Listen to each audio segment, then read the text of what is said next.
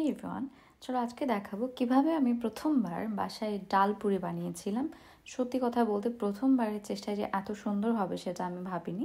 So আজকে আমি দেখাবো আমার ডাল পুরি করা এবং নিমকি করা দুইটাই। তো প্রথমে আমি যেটা ভেতরে পুরের জন্য ডালটা রেডি করতে হবে, ডালটা আমি ভালো করে সেদ্ধ করে নিয়েছি, লবণ পরিমাণ মতো হলুদ দিয়ে এবং সাথে কাঁচামরিচ পেঁয়াজটা কেটে হালকা একটু রসুন কেটে নিয়েছি এবং হালকা একটু তেল ছিটে দিয়েছিলাম এবং একদম শুকিয়ে ফেলতে হবে এটা, এবং নামানোর আগে দিয়ে আমি জিরা গুঁড়ো দিয়েছি।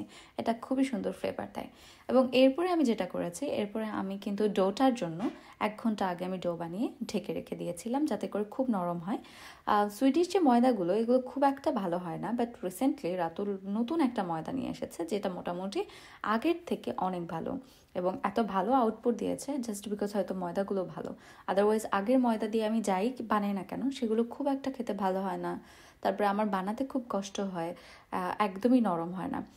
তো এখানে আমি আমার যে নিমকি বানাবো, নিমকি বানানোর জন্য আমি প্রথমে বড় করে রুটি করে নিই এবং তারপরে এটা নিমকি শেপে আমি কেটে নিই। সো আমি সেটা করেছি এবং তারপরে আমার ভেতরের পুর দিয়ে যে লুচিগুলো মানে ডালপুরির জন্য যেটা করব সেটা আমি করে নিয়েছি। পুর ভেতরে দিয়ে সুন্দর সুন্দর গোল গোল সাইজে করে নিয়েছি।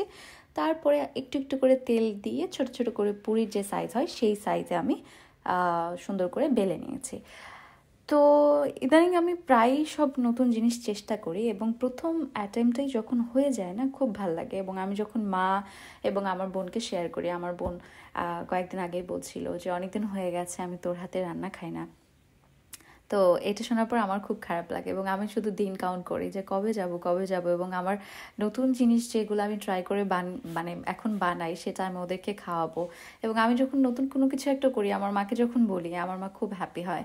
অনেক কিছুই আছে যেগুলো আমার মা কখনো হয়তো বাসায় ট্রাই করে নাই, বাট আমি এখন ট্রাই করি, এটা শুনলে আমার মা খুশি হয়, আমার মার চোখে জল আসে, আমার মা একটু ইমোশনাল বেশি, চোখে জল আসে যে ইস আমার মেয়েটা যদি থাকতো, আমার মেয়েটা যদি পাশে থাকতো। তো যাই হোক, নিমকিগুলো কিন্তু একদম বেশি হিটে ভাজা যাবে না, তাতে করে যেটা হবে যে লাল হয়ে যাবে, ওপরটা হয়ে যাবে বাট ভেতরটা নরম থেকে যাবে, তাতে করে কিন্তু ক্রিস্পি হবে না। ক্রিস্পি করতে গেলে একদম মিডিয়াম আঁচে সুন্দর করে আস্তে আস্তে করে ভেজে নিতে হবে। তো আমার নিমকি ভাজা হয়ে গেছে, এখন আমি ডালপুরিটা ভাজবো। এবং প্রথম পুরিটাই খুব খুব সুন্দরভাবে ফুলে উঠেছিল এবং সত্যি কথা বলতে খেতেও এত মজা হয়েছিল, আমি এতটাও আশা করি নাই। একদম দোকানের মতো হয়েছিল।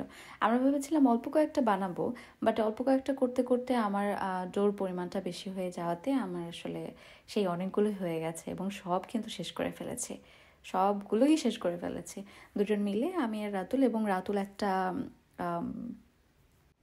রাতুল 2টা সসেজ করেছিল, সেটা মিক্সড কিছু জিনিসপত্র দিয়ে। সো ওই দুটো দিয়ে খেতে খুবই খুবই ভালো লেগেছে। তো আমার মনে হয় যে চাইলে সব কিছুই পারা যায়। আমি ইদানিং বলি যে ইদানিং আমি যাই চেষ্টা করি সব কিছুই কেন জানি না পেরে যাই। আসলে ইচ্ছা থাকতে হয়, ইচ্ছা শক্তি থাকলে সবই সম্ভব। এবং রান্না হচ্ছে খুব ভালো লাগার ব্যাপার, রান্না হচ্ছে একটা শিল্প, সেই শিল্পটা ভালো লাগা থেকেই কিন্তু ভালোভাবে আসে। তো ভালো লাগা থাকলে সেই শিল্পটা সুন্দরভাবে ফুটে ওঠে।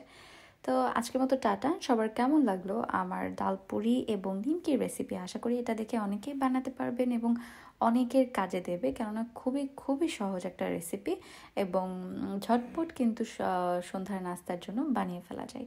আমরা কিন্তু সন্ধ্যার নাস্তার জন্য এটা বানিয়েছিলাম। সো আবারও কোনো রান্নার ভিডিওতে দেখা হচ্ছে। আজকের মতো টাটা।